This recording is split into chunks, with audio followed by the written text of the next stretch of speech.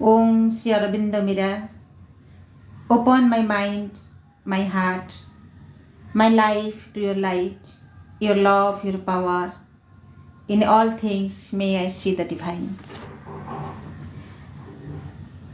परम प्रभु श्री अरविंद दिव्य जननी माँ का पाद पद्मरे मो हृदय कृतज्ञता भरा प्रणाम। पूज्य रघु भाई, रेणुका अपा, गायत्री अपा एवं उपस्थित आम मातृ परिवार समस्त अपा भाई को प्रणाम।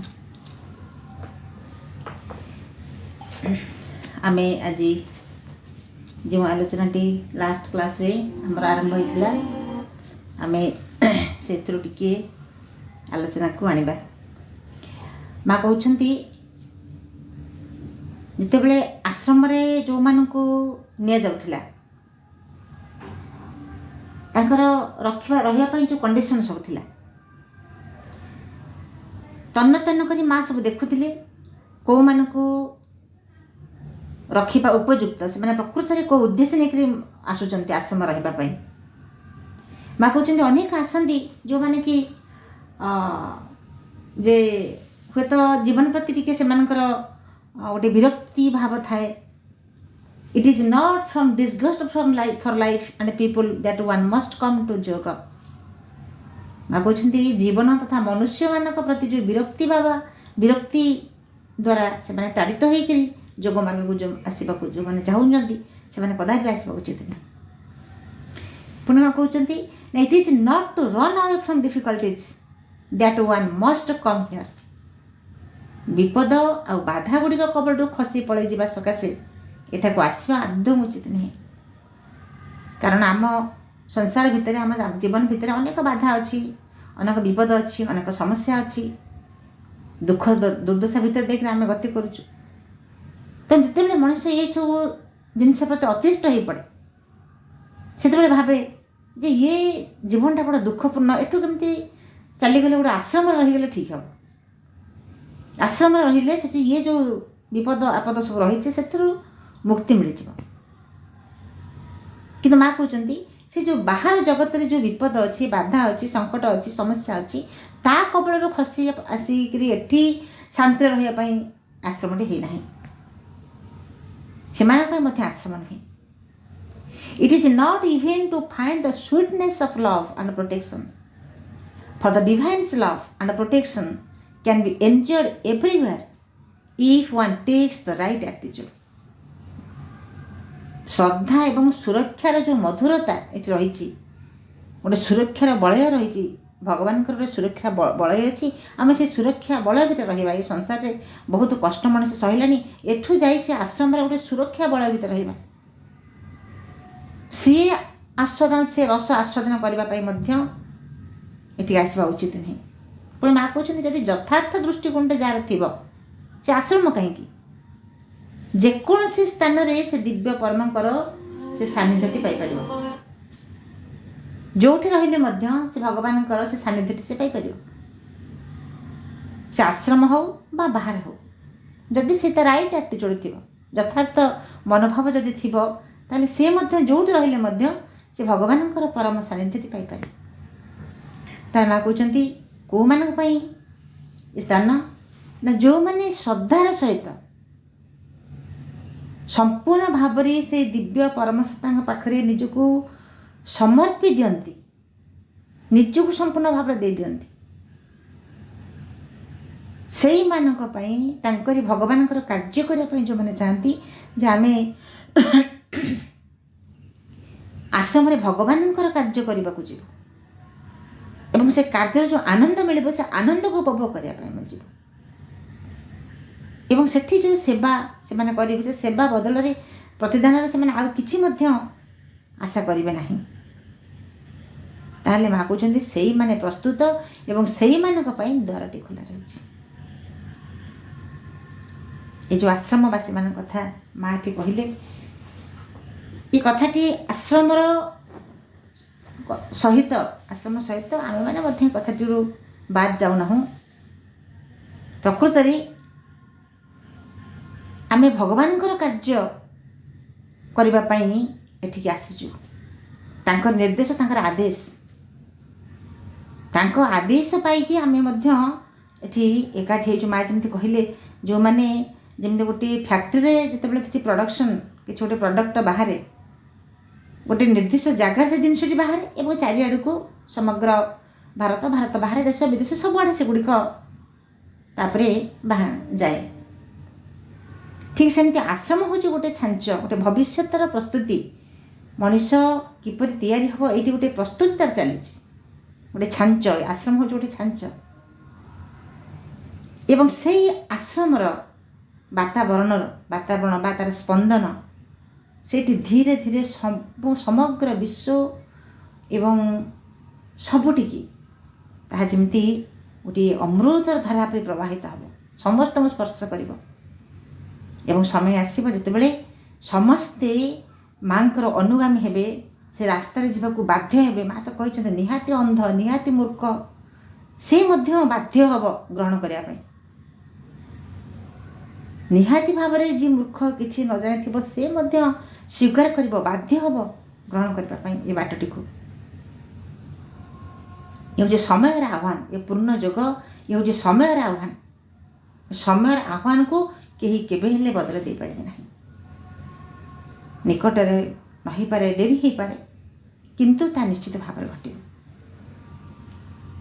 ତେଣୁ ମା କହୁଛନ୍ତି ଯେ ଆମେ ଯେଉଁମାନେ ଏଠି ଆସିବେ ସେମାନଙ୍କ ଭିତରେ ଏଇଭଳି ଭାବଟିଏ ଗୋଟେ ଥିବ, ବ୍ୟାକୁଳତା ଥିବ, ତାପରେ ସେମାନଙ୍କୁ ଏଠି ନିଆଯିବ।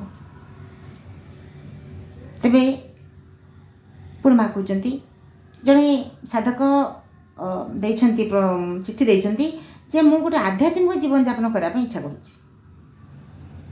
ମୁଁ ଗୋଟେ ଆଧ୍ୟାତ୍ମିକ ଜୀବନଯାପନ କରିବା ପାଇଁ ଇଚ୍ଛା କରୁଛି, ଅର୍ଥାତ୍ ସେ ଚାହୁଁଛନ୍ତି ଯେ ମୁଁ ମଧ୍ୟ ଆଧ୍ୟାତ୍ମିକ ଜୀବନଟିଏ ଚାହୁଁଛି, ମୁଁ ସେଇ ଆଶ୍ରମରେ ଯାଇ ରହିବାକୁ ଇଚ୍ଛା କରୁଛି। ମା ତାର ଉତ୍ତରରେ କହୁଛନ୍ତି, 29 ଜୁଲାଇ 1960ରେ ମା ତା ଉତ୍ତର ଦେଇ କହୁଛନ୍ତି ଯେ ତୁମେ ଯେଉଁ ଆଧ୍ୟାତ୍ମିକ ଜୀବନଯାପନ କରିବା ପାଇଁ ଇଚ୍ଛା କରୁଛ, ଏଇ ମାର୍ଗରେ ଆସିବା ପାଇଁ ହେଲେ ସର୍ବପ୍ରଥମ କଥା ହେଉଛି କ'ଣ ନା ନିମ୍ନତର ଯାବତୀୟ ଗତିସ୍ପନ୍ଦନକୁ ପାର ହେଇଯିବା। ଯେଉଁ ଆକର୍ଷଣ ଅଛି, ଯେଉଁ ଆସକ୍ତି ଅଛି, ତା ଭିତରେ ଉତ୍ତୀର୍ଣ୍ଣ ହେବା। କାରଣ ଏସବୁ ହେଉଛି କ'ଣ ନା ଆଧ୍ୟାତ୍ମିକ ଜୀବନର ସମ୍ପୂର୍ଣ୍ଣ ବିପରୀତ।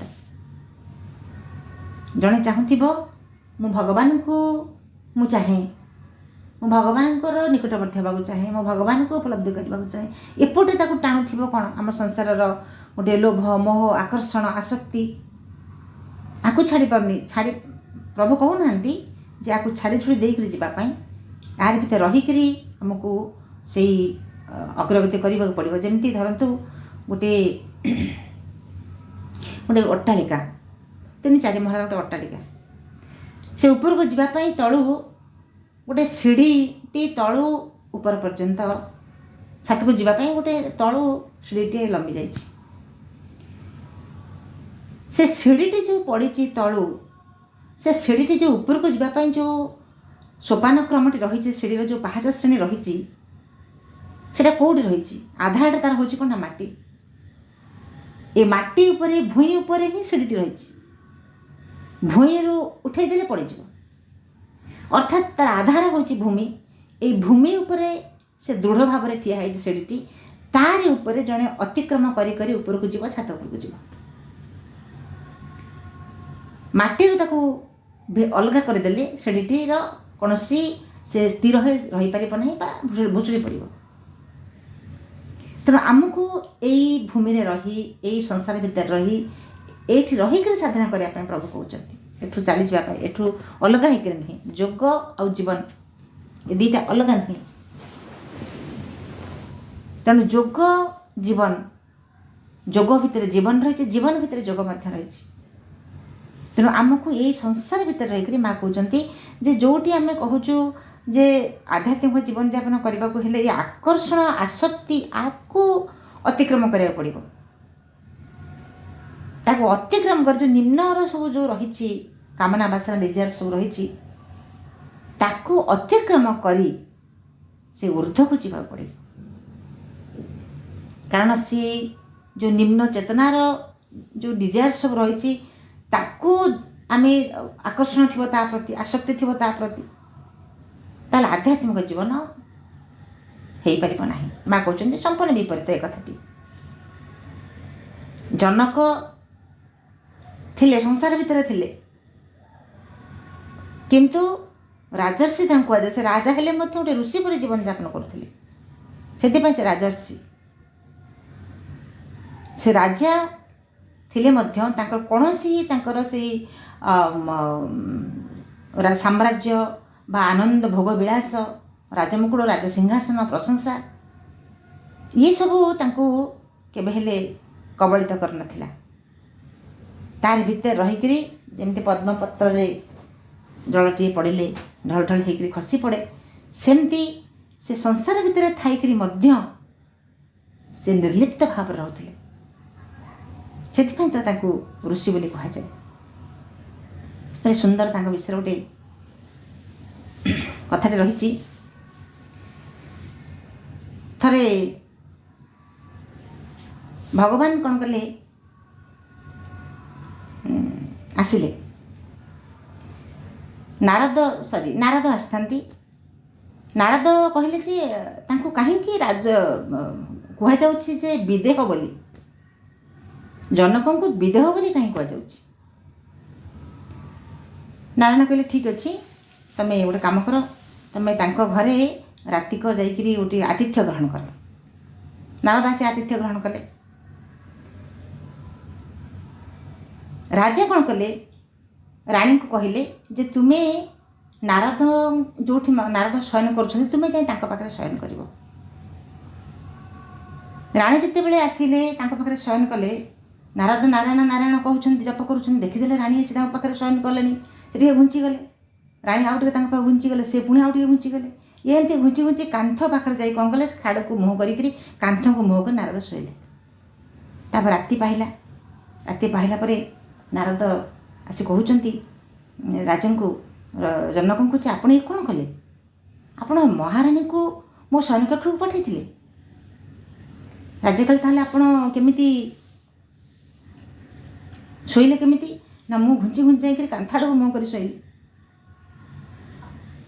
सेतेबेले राजा कहउछंती जे ता अर्थ आपण कांथ एवं राणी आंख भितर किछि पार्थक्य देखुथिले किंतु मु किछि पार्थक्य देखे नाही आपण राणी भितर कांथ भितर किछि पार्थक्य देखुथिले बोली कांथ आड़ को मुँह कर शोइले किंतु मो भितर से बड़ी किछि सूचना मध्य नाही सेथिपाई तो से होछन विदेह तेणु ये जो आसक्ति ये संसार भितर रहीकि मध्य आमे योग साधनाटे करि परिबा किछि प्रति मते आसक्ति नथिबो खाद्य प्रति आसक्ति नथिबो आवश्यक आमर जहाँ आमर जीवन धारण बंचापी आमर खाद्य वस्त्र बासगृह जहाँ मौलिक आवश्यकता रही ताकू नहीं आम बंचा किंतु ता सहित निजक संपूर्ण भाव में जड़ित करदेवा ना यहाँ नहेले न चले अचल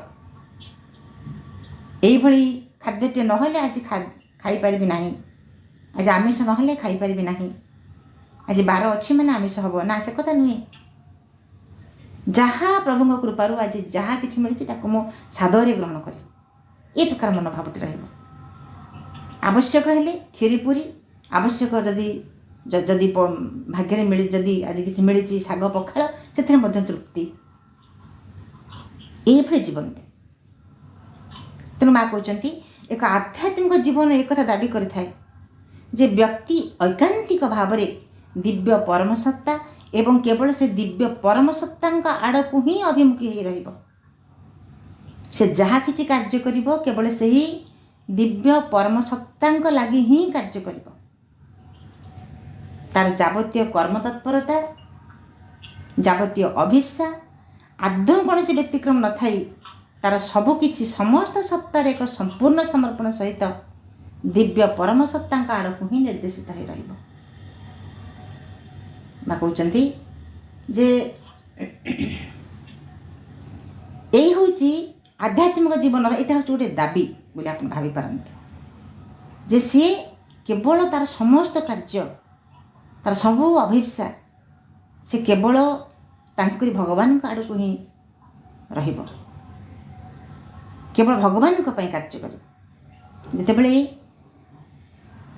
रत्नाकर दस्यु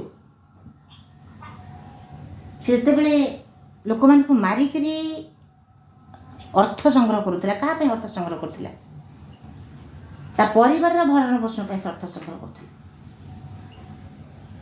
से बुझुन जे या द्वारा मु ठीक मार्ग अच्छी कि भूल मार्ग अच्छे ता नक से चिंता करुला मो परिवार टी किपर भरण पोषण हम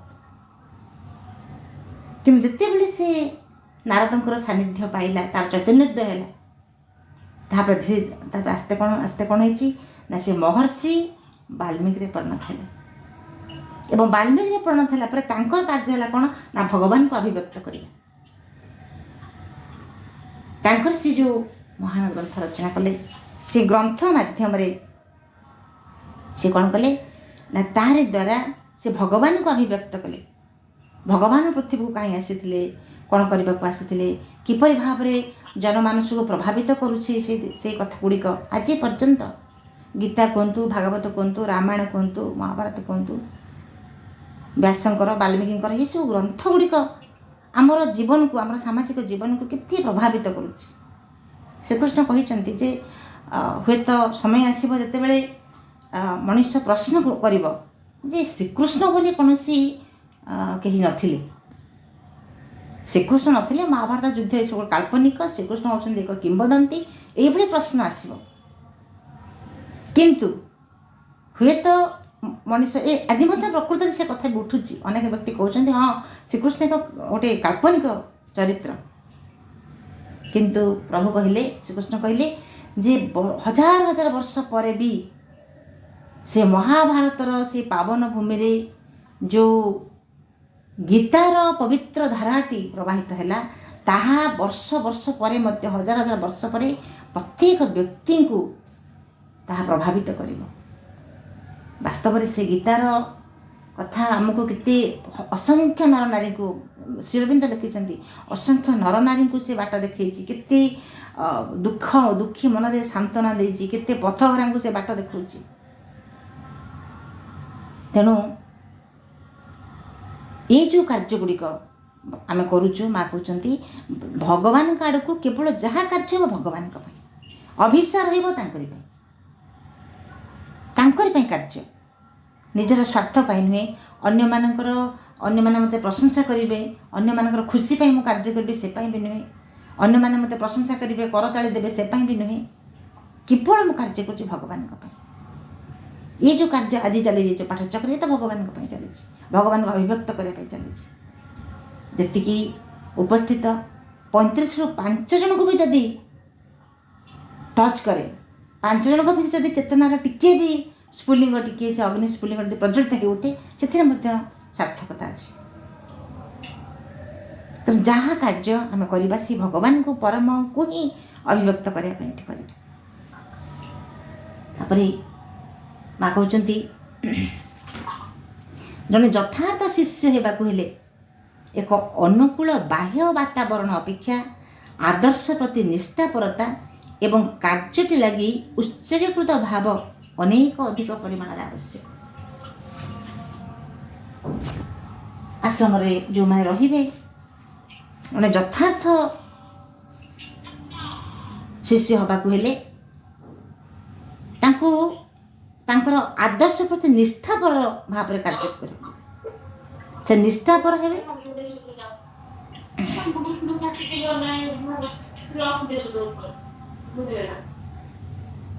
से तांकर जो कार्य करेंगे से कार्य प्रति निष्ठापर हेबे एवं गोटे उत्सर्गीकृत मनोभाव रहे जो कार्यटी करेंगे से कार्य प्रति निष्ठापर से आदर्श प्रति निष्ठापर हेबे ये संपर्क में माँ गोटे सुंदर गल्पटी रही जहाँकि प्रासंगिक एवं थर जड़े गुरु शिष्य हाँपाई जड़े आसिले जिते शिष्य हाँपाई से आसिले मन बढ़ाई मु गुरु पाखे रही शिष्य हेबी मु विद्या ग्रहण करी मैं भल जड़े भल छात्र होती बाहरी भल मनुष्यटी बाहरी से गुरु पाक आसि गुरु तांको शिक्षा देवाई टी कहले ना टी अपेक्षा कले बहुत दिन अपेक्षा कला परे दिने शिष्य कहते जे गुरुदेव मुझे आपण पाक शिक्षा ग्रहण करने कि आपण पाखे मुझे किसी पर्यंत शिक्षा कर पारे ना गुरु कहले ठीक अच्छे गोटे कम कर मुझे तुमको गोटे कम दूसरी से कमटी प्रति टी जमी तुम निष्ठापर भाव से कार्य कर मुझे चाहूँ तुम जो कार्य कर निष्ठापर भाव कर एवं तो बा गुरु हुए से कथा तो मन बोधे भाई आर निष्ठापरता केते कार्य प्रति एवं केते उत्सर्गीकृत मनोभाव तार रही तार परीक्षा नापी गुरु चाहे तेणु से कौन कले ना गोटे छोट बाक्सटे देकी कहले जे किसी दूर अवश्य अल्प दूर न कि अधिक दूर थिला से आउ जने गुरुंकर आश्रम कहले से गुरुंक आश्रम रे यही बाक्सटी देकी आसीबो किंतु मन रख बाक्सटी को बाटे कदापि खोलबनी से मुंडे छात्र जन शिष्य जन कौन कले मुंडे चल जाऊ जो बाटे खरा होता है बहुत टे दूर बाट से कौन कले ना गछ मूले से बाक्सटी को रखिदेकी टिके विश्राम नेले आगे थोइचंती गछ मूल टिके आउजिक बसचंती दृष्टि ए पर्यंत से बाक्स कथा से भूली जाते बाक्स तो मुंडे चलती किंतु आखि सामने बाक्सटी को देखिले जिते बड़े हठात से भावुंट कि बाक्स भर अच्छी कौन पुणी आउ गोटे आश्चर्य कथा कौन ना बाक्स ताला भी पड़नी बाक्स ताला पड़नी बाक्स हालुका भी लगुच कौन ता भर अच्छी गुरु पठे से दवापाई पुणी भाविले ना छाड़ जहाँ थी गुरु तो मत मना कर बाक्स खोलू ना मुझे कहीं खोलि पुणी आखि बंद कर विश्राम नेले पुणी आखि पड़गला पुणी से बाक्स मन विचलित है कौन अच्छे से बाक्स कहीं गुरु मना कले ताला भी पड़ी ना तेणु से कौतूहलग्रस्त कौन है हाथ नौ खोलिबे ना खोलिबेनि एमती से बाक्स खोलीदेला बेलू ता भितर गोटे छोटिया छोटिया मूषाटे थिला से पक्किना डेंकी कड़े अदृश्य हो गला बेचारा बहुत खोजिला हेले छोटिया मूषा को पाइब कि छोटिया मूषाटे से कुआड़े कुआड़े से गछ मूल ता भितर बंद होकर से विकल जमती खोली से कुआड़े से पलैगला ये मन दुखरे से बाक्सटी को मुंडे चलले से आर आश्रम को जाए पहुँची गले सेठी पहुँचला पर जिते गुरु तांको मुँह को देखुंत हठात मुँह को देखी कहले जे तुम्हें तुम कार्य प्रति निष्ठापर नुह तुम कार्य प्रति तुम्हें उत्सर्गीकृत मनोभाव तुमर ना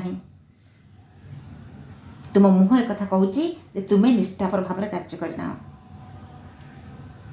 से पादले पड़गले हाँ गुरुदेव मुझे भूल क्षमा करंतु मुझे भूल कर देछि गुरु कहले ठीक अच्छे ए पर्यंत भी तुम परीक्षा शेष ही ना जेहेतु तुम्हें इतना अकृत कार्य हो फेरी जाओ गुरु पाक जाओ पुणी जिते गुरु चाहिए तुम्हें तुमको से शिक्षा देवे तब जहाँ परवर्ती समय पुणी से गुरु पाक आसचंती क्षमा प्रार्थना करिसेंती पुणी से विद्या शिक्षा कर सौभाग्य पाई ये कहबार कथाटी हूँ जे प्रत्येक कार्य प्रति आम केते निष्ठापर हवा दरकार आश्रम जो मैंने रोचंती से माने जेहेतु गोटे गोटे समग्र विश्वपाई गोटे भविष्यतर निर्माता भविष्यतर निर्माण जी चली तेणु समस्ते निष्ठापर भाव में गोटे उत्सर्गीकृत मनोभाव नहीं कार्य करने उचित जे पर्यंत से भली मनोभाव से रही से योग साधना संभव हम ना जो कथाटी को नहीं आश्रमटी माँ प्रतिष्ठा कर संभव हम ना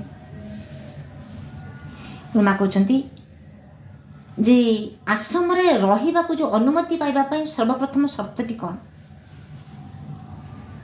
सर्वप्रथम शर्त हूँ कौन ना प्रार्थी बिना शर्तरे आपणर जीवन को दिव्य परम सत्ता सेवार उत्सर्ग करदेवा निमंते संकल्प ग्रहण करथिबा उचित माँ कहले जी एठिक आसीब से बिना शर्तरे निजको से समर्पण करिवो मुझे मो निजर निजको ये मुझे देदेले ता प्रतिबदल कौन पाइबी से कथार हिसाब निकास ये ना लाभ क्षति हिसाब निकास ये अंक कषा पाठ से ना निजको देदेवा संपूर्ण भाव में निजको देदेवा उत्सर्ग एवं समस्ते जानी से जो मैंने आश्रम सब थे साधक मैंने केते चंपलाल हूँ नीरदवर्ण अमल किरण सत्येन्द्र सत्प्रेम जो मैंने सब थे केते व्याकुलता भितर प्रभुंर सेवा करने माँ सेवा करने चंपलाल तो कौ टिके जिनस माँ स्पर्श पाई जदि कपटे भांगीगला साइतिक रखुले कागजटी जदि चिर दौले माँ डस्टबिन पकाइप कहते साइतिक रखुले माँ थोड़े थट्टारे कहले तुम जी जिनस रखिल तुमको गोटे बड़ घर दरकार गोटे बड़ बखराटे तुमको ना हेनी कारण तुम किसी वर्ष पर देखा तुम बहुत पुले अलिया से घरे भर्ती कर माँ स्पर्श जो रही फिंगिदेवी केते ଭଲ ପାଇବା, କେତେ ତ୍ୟାଗ, କେତେ ମାନେ ଗୋଟେ ସମ୍ପୂର୍ଣ୍ଣ ନିଜକୁ ଉତ୍ସର୍ଗ କରିଦେବାର ସର୍ବୋତ୍ତମ ସ୍ତରରେ ସେମାନେ ଥିଲେ। ତାଙ୍କ ଜୀବନ କଥା ସବୁ ପଢ଼ିଲେ କେମିତି ଲାଗେ ପ୍ରକୃତିରେ ଏତେ ସମର୍ପଣ ହେଇପାରେ କେମିତି। ସେମାନେ ଆମର ପ୍ରେରଣାର ଉତ୍ସ ଆମ ପାଇଁ।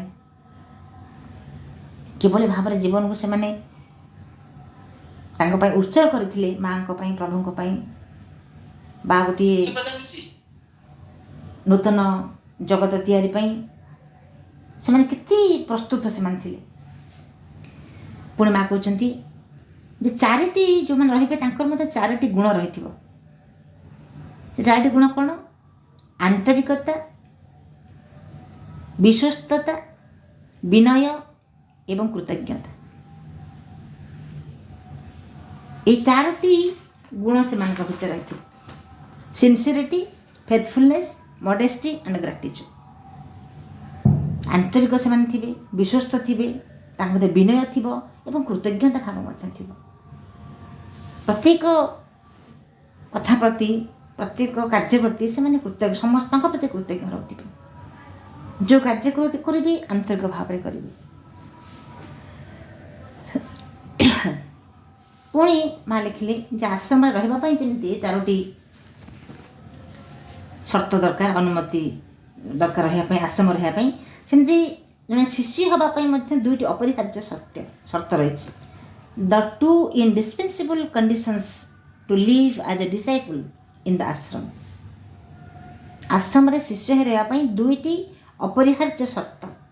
ପ୍ରଥମଟି ହେଲା କ'ଣ ନା ସଂକଳ୍ପ କରିବାକୁ ହେବ ଯେ ଆତ୍ମାର ଆବଶ୍ୟକତା ଗୁଡ଼ିକ ହିଁ ଆଉ ଯାବତୀୟ ଆବଶ୍ୟକତାର ପୂର୍ବ ଭାଗରେ ରହିଥିବ ଏବଂ ଶରୀର, ପ୍ରାଣିକ ତଥା ମନସ୍ତରର ଅନ୍ୟ ଯାବତୀୟ ଆବଶ୍ୟକତାକୁ ଏପରି ଭାବରେ ପୂରଣ କରିବାକୁ ହେବ ଯେପରିକି ଆତ୍ମାର ଆବଶ୍ୟକତା ଗୁଡ଼ିକର ପରିପୂରଣ କ୍ଷେତ୍ରରେ ସେମାନେ ଆଦୌ କୌଣସି ହସ୍ତକ୍ଷେପ କରୁନଥିବେ। ଯେଉଁମାନେ ଏ ସଂକଳ୍ପଟି ନେବାକୁ ପଡ଼ିବ ଯେ ମୋର ଆତ୍ମାର ଆବଶ୍ୟକତା ପାଇଁ କ'ଣ, ମୋ ଆତ୍ମାର ପାଇଁ କ'ଣ ଆବଶ୍ୟକତା ରହିଛି ଏବଂ ସେଇଟା ରହୁଥିବା ସାମ୍ନାରେ। ମୋର ଶରୀରର ଆବଶ୍ୟକତା କ'ଣ ଚାହୁଁଛି, ମୋ ଶରୀର କ'ଣ ଚାହୁଁଛି, ପ୍ରାଣ କ'ଣ ଚାହୁଁଛି, ମନସ୍ତରରେ ମନଟି କ'ଣ ଚାହୁଁଛି, ତାକୁ ମୁଁ ସାମ୍ନାରେ ରଖିବି ନାହିଁ। ସେଗୁଡ଼ିକ ସାମ୍ନାରେ ରହିବେ ନାହିଁ। ସାମ୍ନାରେ କ'ଣ ରହିବେ ଯେ ମୋର ଆତ୍ମାର ଆବଶ୍ୟକତା ପାଇଁ କ'ଣ ଆବଶ୍ୟକ। ପୁଣି ମା କହୁଛନ୍ତି ଶରୀରର ଆବଶ୍ୟକତା ପୂରଣ ହେବ, ପ୍ରାଣର ବି ପୂରଣ ହେବ, ମନର ବି ପୂରଣ ହେବ, କିନ୍ତୁ ଯେତିକି ଆତ୍ମାର ଆବଶ୍ୟକତା ପାଇଁ, ପରିପୂରଣ ପାଇଁ ଯେତିକି ଆବଶ୍ୟକ ସେଇ କଥା ଗୁଡ଼ିକ ଶରୀର ପାଇଁ ଦରକାର, ଯାହା ଶରୀର ଗ୍ରହଣ କରିବ, କିନ୍ତୁ ହସ୍ତକ୍ଷେପ ସେମାନେ କରିବେ ନାହିଁ। ଶରୀର ଚାହିଁବ ନାହିଁ, ପ୍ରାଣ, ମନ ଏମାନେ ଚାହିଁବେ ନାହିଁ ତାଙ୍କ ନିଜ ଇଚ୍ଛା ମୁତାବକ ମୁଁ ଏହା ଚାହେଁ, ସେଭଳି ନୁହେଁ। ଆତ୍ମାର ଆବଶ୍ୟକତା ପାଇଁ ଖାଦ୍ୟଟି ଧରନ୍ତୁ, ଶରୀର ରକ୍ଷା ପାଇଁ ଖାଦ୍ୟ ଆବଶ୍ୟକ, ଠିକ୍ ଅଛି, ଖାଦ୍ୟ ଖାଇବା, କିନ୍ତୁ ଏଇ ପ୍ରକାର ଖାଦ୍ୟ ଖାଇଲେ ହେବ ନହେଲେ ନାହିଁ ସେ କଥା ନୁହେଁ। ଆମିଷ ବିଷୟରେ ଥରେ ଆଲୋଚନା ହେଉଥିଲା, ଭାଇ ରଘୁ ଭାଇ ସହିତ କଥା ହେଉଥିଲେ।